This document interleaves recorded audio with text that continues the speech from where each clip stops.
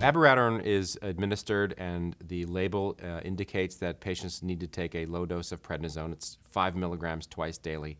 This is based on the data that showed that when the prednisone was combined with the abiraterone, the potassium levels were more likely to remain normal, so there was less hypokalemia, and there was just overall less mineralocorticoid toxicity. And so this is part of the treatment, and it is part of the safety. Interestingly, prednisone is really, I think, part of the efficacy as well of this therapy. Prednisone and steroids have, for decades, been shown to have activity against castration-resistant prostate cancer. And it's really important to think, or to know, that in the 302 study, abiraterone plus prednisone was compared to prednisone alone. And in the prednisone alone arm, there were about 25% of the patients who experienced a PSA response, and those patients fared reasonably well, for example, when compared to the placebo arm of the enzalutamide studies, in which patients were getting a placebo and no active therapy. So in many ways, prednisone was an active control in the 302 study, but in many ways also it's part of the therapeutic combination of abiraterone plus prednisone. The concurrent use of corticosteroids is something worth discussing, because we now know through the Fizazi paper, for example, that the incidence of corticosteroid-related toxicity is relatively low. We're talking about 5%, 6%, 7% for things like hyperglycemia and weight gain.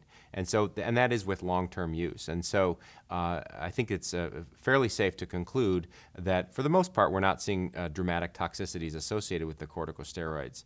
I actually think that the corticosteroids do contribute substantially to the overall safety of abiraterone, because it reduces the risk of hypokalemia, reduces the risk of some of the other mineralocorticoid side effects. So I think that there's ample evidence to suggest that from a safety perspective, the corticosteroids are a net positive. Now, on the other hand, there's ample evidence, now decades worth of evidence, to suggest that corticosteroids have some clinical benefit in terms of disease control, which may amount to upwards of 25% or so. So I think of this as a package. The abiraterone and the prednisone go together. The efficacy is likely to be enhanced, or let's say optimized, because of the presence of the prednisone. The other thing I'd like to point out is that many patients with castration-resistant prostate cancer, especially those who harbor a high degree of bone burden, do have some baseline pain. They have some morbidity associated with the tumor growing in the bone, and it's long been known that low doses of corticosteroids are a very good palliative treatment. And so when I'm thinking about which patients to start on an oral androgen receptor targeted therapy, if I'm seeing a patient who has a modest amount of baseline pain or minimal pain or is minimally symptomatic, I might be more likely to include a steroid regimen, because I think they're going to get some better pain control than they would with other regimens.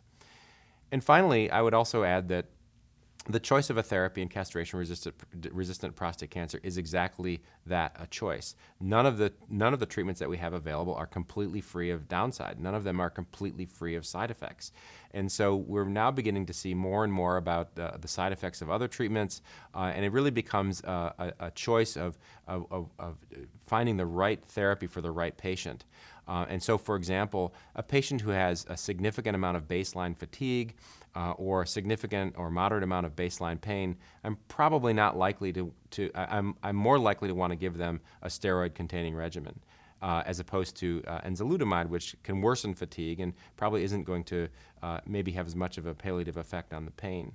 On the other hand, patients who have baseline edema problems, congestive heart failure, and maybe somebody who has brittle or poorly controlled diabetes, I might want to stay away from the corticosteroids in those patients. So it's really about adopting the data that we have on the various therapies to individual patient situations.